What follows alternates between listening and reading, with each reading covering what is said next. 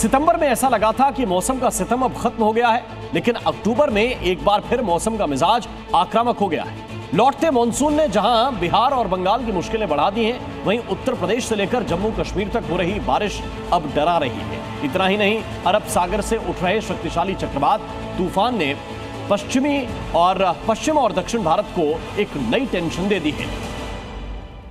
बिहार से लेकर बंगाल और बंगाल से लेकर जम्मू कश्मीर तक बादलों ने बवाल मचा रखा है। इस बवाल की ताजा तस्वीरें पश्चिम बंगाल की टी सिटी दार्जिलिंग से सामने आई हैं,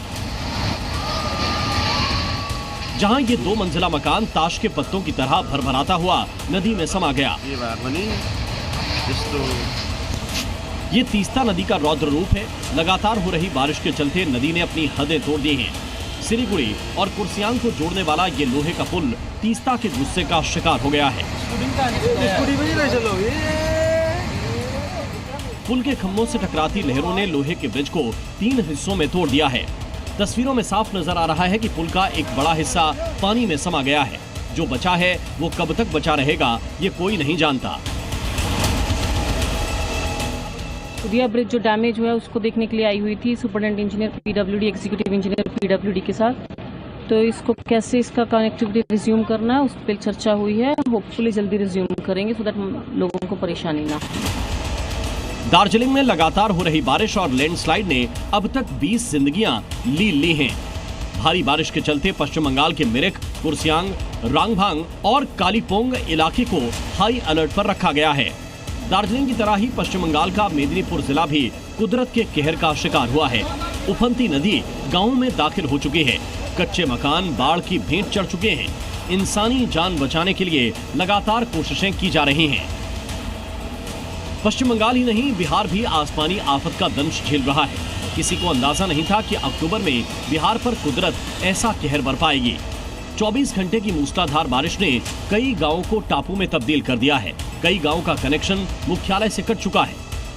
घरों में पानी घुस गया है। लोग ये जनजीवन अस्त व्यस्त हो गया है। बहुत ही बुरा स्थिति में है, क्योंकि यहाँ जब भी पानी लगती है उसका निकासी नहीं हो पाता है। वो आज से नहीं, लगभग 20-25 साल से यही स्थिति बनी पड़ी है। नेपाल में हो रही बारिश का असर बिहार पर पड़ा है। भारी बारिश के चलते नेपाल के बांधों के गेट खोल दिए गए हैं, जिसके चलते बिहार की नदियों का मिजाज बिगड़ गया है। कोसी, बागमती और अधवारा विकराल रूप धारण कर चुकी हैं, जिसके चलते छपरा और सीतामढ़ी जैसे जिले बाढ़ की चपेट में आ गए हैं। लगभग कितने लोग प्रभावित होगा इस बाढ़ से? 25,000 से ऊपर। लगभग दर्जनों गांव में जो है कि पानी घुस चुकी है। बिहार से सुपौल में अब तक कोसी बैराज से 5 लाख क्यूसेक पानी छोड़ा जा चुका है। कोसी बैराज के सभी 56 गेट खोल दिए गए हैं। मॉनसून में कोसी शांत थी, लेकिन लौटते मॉनसून ने किसानों की टेंशन बढ़ा दी है। हालांकि अधिकारियों का दावा है कि हालात काबू में हैं। काफी पूरी स्थिति को 24/7 लगातार मॉनिटर किया जा रहा है और प्रशासनिक अधिकारी भी पूरे सीओ, बीडीओ सभी ऑन द स्पॉट फील्ड में मौजूद है। लोगों से अपील है, तटबंध के अंदर हैं, आप तुरंत बाहर निकले, आश्रय स्थल पर जाएं। कुदरत के कहर से उत्तर प्रदेश भी अछूता नहीं है। लौटते मानसून ने नदियों के जलस्तर को बढ़ा दिया है।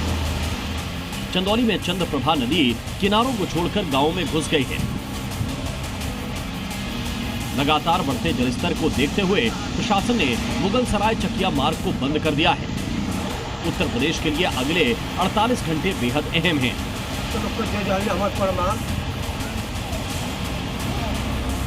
मौसम विभाग ने आजमगढ़, गाजीपुर, गोरखपुर, महाराजगंज, देवरिया, बलिया में भारी बारिश का अलर्ट जारी किया है। उत्तर भारत के अलावा दक्षिण भारत पर चक्रवात का खतरा मंडराने लगा है। अरब सागर के उत्तर पूर्वी हिस्से में चक्रवाती तूफान शक्ति एक्टिव हुआ था, जिसकी रफ्तार लगातार बढ़ रही है। ऐसे में भारत के समुद्री तटीय राज्यों में तूफान का असर दिखने लगा है।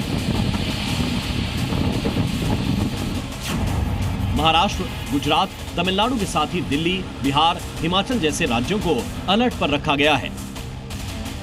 घाटी में एक बार फिर बारिश का सितम देखने को मिल रहा है।